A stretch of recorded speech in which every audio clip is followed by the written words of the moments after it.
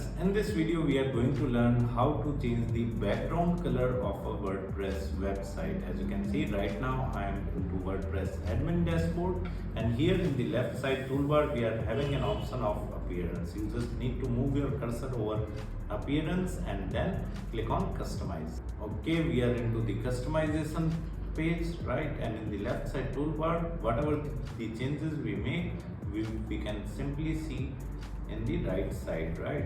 In the right side, this is the preview of our website. For example, we just want to change the background color, right? So we need to go to the colors, and here in the colors need to scroll down, and here there is an option of select color in the left side toolbar itself. Whatever the color you want, you can simply select that particular color, and you can also decrease the opacity of the color, right? Okay, you can change the section color as well, right? But for that you just need to go to the edit elementor, right, of this page.